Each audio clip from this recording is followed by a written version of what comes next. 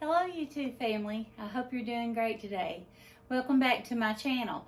If you're new here, thank you for stopping by, and I would love for you to hit that subscribe button and stay a while. Also, if you don't follow me on Instagram, I would love for you to do that. I try to post there mostly daily, so I update that more often. But with that being said, we're getting started into the holiday season. So my month of November is going to mostly be centered around Thanksgiving and the holidays coming up, Christmas. Mostly Thanksgiving though. I always love Thanksgiving. Thanksgiving is one of my most favorite holidays. It's a time, I think, of reflection, a time to think back upon all the blessings we've had of the year. Also to think back on a lot of the hardships that we've had throughout the year, like losing my father-in-law and how God was there with us to give us comfort and to be with us through that valley. So Thanksgiving's always been a special time to me. But I think also it's a time in the seasons that we can slow down more in some ways, even though the holidays are busy, being indoors and the weather, if it's cooperating or not, just a slower pace of life, I think, in the winter time. But with that being said, today I wanted to share a video with you all. So I've went ahead and made my list, and I will try to make a checklist and upload it to my YouTube page as well with this, or a link to it. 10 tips to a successful Thanksgiving. And these are not hard things to do. They're every one of them things that I do, that I've incorporated, so I promise you that they work.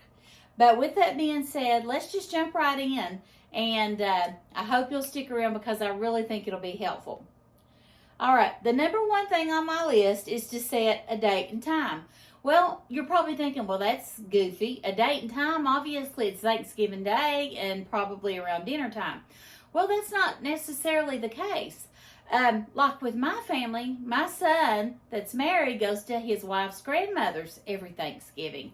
So I tried to cook around her dinner time, which is in the morning, so I cook dinner around 5 or 6, have it ready. Some people I know will say, I'm having dinner, say, at 2 o'clock in the day on Thanksgiving, and if you're going to eat with me, then you need to be there. That's fine. You can either choose to say, set a time, that's when I'm cooking, that's when it'll be ready, that's when we're going to eat. Also, if you don't want to do that, then you can try to work around people. So that goes into our next thing. Some people might want to eat the day before Thanksgiving because they have guests that won't be able to be there because they have some other engagement they made prior. Or some people may not be able to come and eat until the weekend of Thanksgiving, and you may want to delay that till all of your family can be together. So that's an important thing. But sit down, talk to your family and those that you plan on inviting, and set a date and time that works for you. And you ultimately are the host and the hostess, and do what's best for you. Number 2 is to create a guest list. Well, obviously, I'm going to invite my kids and their spouses or significant others. With that being said, if my son or daughter is dating someone just casually, I may not want them to bring them to my home if it's that type of relationship. If it's just somebody they started dating or talking to. If it's someone they're in a serious relationship, yes, I would say yes, invite them. But I think Thanksgiving is really a time for close family and friends to be together. So you do the guest list that you feel comfortable with doing, whether that be family, friends that are close to you, or extended family and friends. But you make that decision. But make your guest list. Number 3, plan a menu. Now that's a very important thing. For me, I have certain things that I make every Thanksgiving. There's things that I love that I want just because I like them. For instance, deviled eggs. I love deviled eggs. None of my kids, I don't even think eat deviled eggs, but maybe my son, or maybe both of my sons, I'm not sure. But my daughters wouldn't touch a deviled egg. My daughter-in-law, I think, likes deviled eggs too. But with that being said, not everybody likes everything that I do. I fix chocolate pies because one of my daughters likes chocolate pies. I try to fix pumpkin pie because my son likes pumpkin pie. I try to fix my mother-in-law's banana pudding because my husband likes her banana pudding recipe. My other son loves broccoli casserole, so I try to fix broccoli casserole. So those are the things, you try to fix the things that, honestly, do you want to make your grandmother's dressing recipe or stuffing recipe? Do you want to make a cake that's been handed down for, generations from your mother's side of the family? So think of recipes and plan your menu around the people that you're inviting, what tone you want to set, and what type of memories that you want to hold with that. Because I tell you, I'm serious, Thanksgiving is probably my favorite holiday, and it's not because of the food. I think it's just in general, everything that it encompasses. So, on my channel, I always say the secret ingredient is love. That's not just in food. That's in everything we do in life. If you do everything with love, then it'll be a success. Okay, that takes us to the next thing. Number 4, organize your recipes. So back on that thing. If you've got a recipe, like I said, that was your grandmother's dressing recipe or your mom's, like my mother-in-law's banana pudding recipe, those are things that, I'm going to use in my menu. So you want to hunt out all of your recipes. I have a binder, actually a cookbook that I wrote for my kids, and now I'm going to be sharing it with my grandchildren, but also, and it's just printed at home. It's not fancy at all. It was written by hand on papers that I printed off the internet, and I bound it in a ring binder. But you know what? To me, I think that's amazing, and they can look at it for years and years and years to come. And so all of my recipes that I use the most frequently are in that binder. So when I go to cook, I can pull that recipe book out, and it has all of my recipes there together. And I just love that. It makes it easier for me too. So get all of your recipes together in one place that you're going to be using that day. Okay, step 5. Make your shopping list and gather your coupons or your discount card or whatever. It can be quite expensive to cook a Thanksgiving dinner. I mean, I think last year, even with just Chad and I, it was like $200 to cook a Thanksgiving dinner by the time you buy a turkey and all the side items. Now, I am going to try to do a video if I can, if I find the time for it. I keep my 2 granddaughters during the school year because my son and his wife are teachers. And I have Grammy School 50 to 60 hours a week. So that does keep me very busy. And like today, they just left and I got a shower, ate something, and now I'm filming. And then I'll be editing the rest of the day. But with that being said, so sit down. The way I do it is I sit down with my recipe book and I have my menu in front of me. And I'm a person that writes everything down on paper and pen. Now, if you want to use your smartphone, do that. If you want to use a notebook and pen, do that. Do what works for you. As they say, do you, boo. But I take my menu and my recipe book and I write down that first item and everything that I'm going to need in it. Whether I have it in my pantry or not, I'm going to write it down. Every item that's on that menu or on that recipe for that menu. Then when I get done, I will go and check my pantry or my refrigerator or freezer and see, okay, I need more butter. I need eggs. Okay, I've got plenty of cooking oil. I don't need that. Do you know what I mean? Does that make sense? So with that being said, do that and it makes it a lot easier. You're not overbuying. You can just buy the things that you're going to need. All right. Then the next thing, set your tablescape. Now, you don't have to do this a month ahead of time. I mean, like maybe a week ahead of time. You don't have to do anything fancy. Even if it's just paper plates, have things sit out so you know where everyone's going to be eating and what they're going to be eating with. Whether it's paper plates and plastic forks from Dollar Tree or if it's fine china that's been your grandmother's or great-grandmother's. I have a set of china that my mom's gave me, but I'm not going to be using that. Do you know what I'm going to use for my Thanksgiving tablescape? Something that I bought at Dollar Tree. And I thought it was beautiful. So stay tuned for that video that's going to be coming up. So I hope that you'll turn on your bell notifications so you don't miss any of those upcoming videos. But set your tablescape. Do what makes you feel comfortable. Make it as elegant or as simple as you want. Because like I said, if you do it and you do it with love, people are going to know that. So you don't have to have it fancy over the top. You know what I mean? Okay. So, number 7, prep the items ahead of time. Okay. So, what I mean by that is there's a lot of things on my menu that I can make the night before, at least the night before, and maybe even 2 days before. I can do my cranberry relish ahead of time and refrigerate it. I always do my deviled egg. These are things that I've done. I'm not just saying it, not doing it. I do these. I make my deviled eggs ahead of time.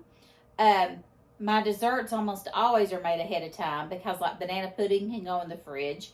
Pies can be set out, or if they need to be refrigerated. Cakes can be set out, or if they need refrigerated, can be refrigerated. I try to make, if I'm going to do homemade punch, have that done ahead of time and frozen so that it's ready to go that next day. I try to do my broccoli casserole and my sweet potato casserole and my dressing. I always put that together the night before. I have these tins, these containers that I got at Dollar Tree, and you can pick them up. Even your grocery store has them. They have a lid on them, a clear lid. But I make my broccoli casserole and sweet potato casseroles and dressings in these type of pans. Now, this is probably one recipe, but I typically have to double mine because if my family all has a guest, that's, 10 people. So that's quite a bit. But with that being said, I will make my casseroles and dressing ahead of time. I will put this lid on it, and then I will write on the lid, broccoli casserole, bake at 350 for X amount of minutes. Or dressing, bake at da-da-da-da-da for so many minutes. Or sweet potato casserole, bake at whatever for so many minutes. So the next day, all I have to do is pull it out and put it in the oven. So it makes it really easy to do that. And it really does, even your mashed potatoes, which is a recipe that I'm going to share. Well, you're thinking mashed potatoes, anybody can make mashed potatoes. Well, not necessarily.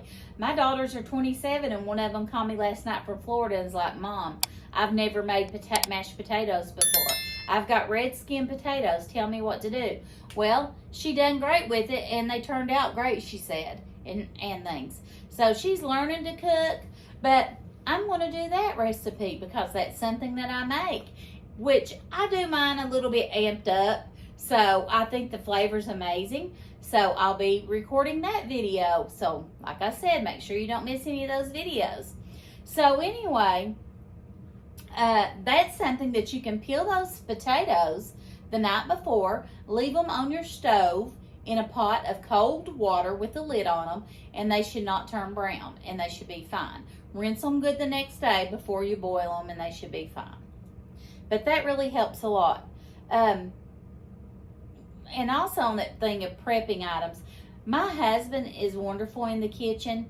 He's great at opening cans for me, getting cookers out from the bottom of the cabinet for me, unloading and loading the dishwasher for me, just any way he can to help. So I really appreciate that. So if you have somebody around that will help you do those things, that's a great help. All right. Number 8, set out your serving dishes or disposable containers.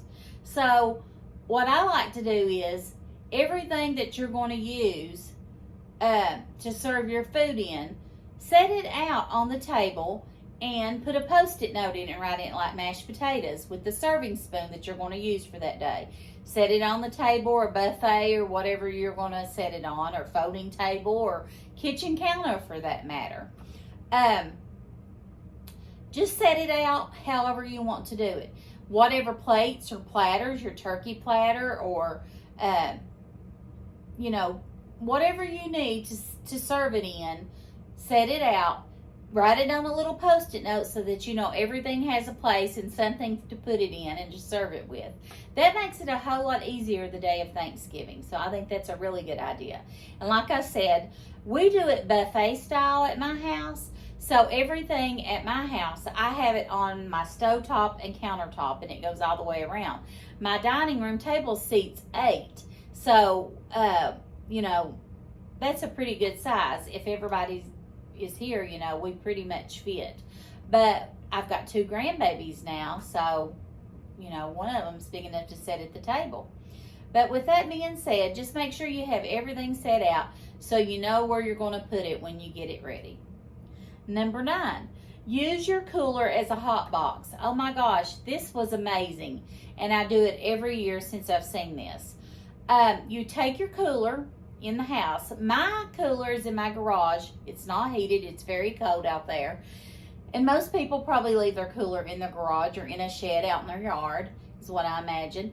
I bring my cooler in the house the night before and sit it in my kitchen so it can warm up and acclimate to the temperature of my home. As I cook those casseroles and things and get them out of the oven, I sit them in the bottom of my cooler. And I will have lids on them, whether they're plastic lids like these that I just showed you, or a cake pan lid, or covered with foil. Everything has a lid on it or covered. And I put my oven mitts in between each item. And I keep that lid down. It does not open except when I add a new item to it. So throughout the day, I will have my dressing, my broccoli casserole, my sweet potato casserole, my rolls in there. I will have my mashed potatoes in there, or my green beans or corn if I don't keep them in a crock pot, which I usually do those things. So it works amazing. So all of the food stays hot, and I'm telling you people, it becomes like a hot box. So if you've not tried that little hack, you definitely need to, because it works great. All right. This brings us to the last thing, number 10. All things considered, if everything goes wrong, still enjoy the day. Be thankful for the family and friends that's with you. Be thankful for your blessings that you've had throughout the year, because I'm sure we've all had a lot. And if someone volunteers to clean the kitchen for you or help clean up, take their offer, take up on their offer. I'm really bad for this because I don't want to put people out. But you know what? It's hard cooking a big Thanksgiving dinner for a lot of people, 20 or 25 people. And if someone offers to help you, then you do it and you let them help you, because that's a blessing that maybe they want and you don't want to take their blessing from them. So I hope that these 10 tips really help you. I've really thought about them a lot, and I really think they really are helpful. So I'm going to make a checklist, and I'm going to leave the link to it in my description box so you can click on that link and print it out or save it to your phone. And I hope it comes in handy. So let me know in the comments if you ever use any of these tips, or if you've ever heard of any of these tips, like the hot box with your cooler.